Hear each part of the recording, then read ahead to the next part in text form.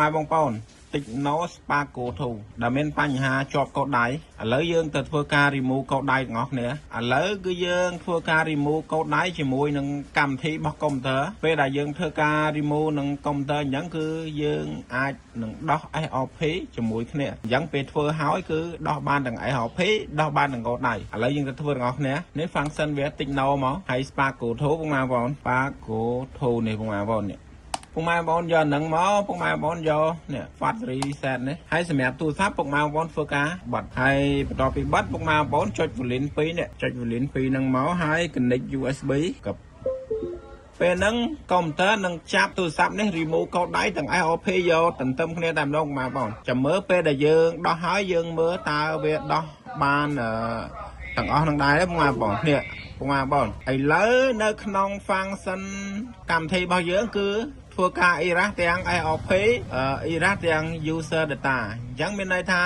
លេខកូដដៃក៏ដោះ Google account ក៏ដោះគឺយើងគឺដោះទន្ទឹមគ្នាយកតែម្ដងវាមានភាពងាយស្រួលអញ្ចឹងបងប្អូនសម្រាប់យើងប្រើប្រាស់កម្មវិធីសម្រាប់ធ្វើការដោះឥឡូវយើងរងចាំម៉ាស៊ីននឹង reboot សិនទៅពេលដែល reboot ហើយយើងដឹងហើយតើវាដោះបានដូច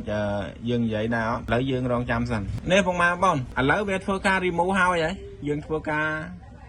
activate វាទៅយើងយកភាសាខ្មែរស្រាប់អញ្ចឹងមកតំបន់យើងក៏ដាក់ខ្មែរទៅមិនដាក់មិនក៏បានដែរកន្លែងហ្នឹងស្រាប់ចំពុកម៉ាបងប្អូននេះគឺយើងអាច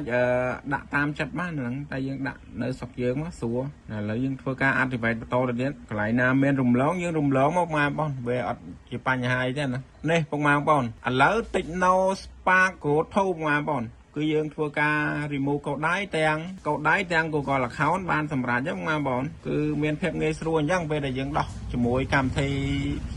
សម្រាប់ដោះតែបើយើងធ្វើដោយដៃក៏បានដែរសម្រាប់មកដៃដែរពេលដែលយើងធ្វើដោយដៃវារៀងយូរហ្នឹងបងប្អូនយើងរៀងយូរនឹងតិចក៏ប៉ុន្តែធ្វើបានអញ្ចឹងក្នុងវីដេអូនេះគឺមានតែប៉ុណ្្នឹងដែរបងប្អូនជាចុងក្រោយ complete ជួយចុច subscribe channel មួយផង follow page like share ដើម្បីជួបគ្នានៅវីដេអូក្រោយអរគុណជំរាបលា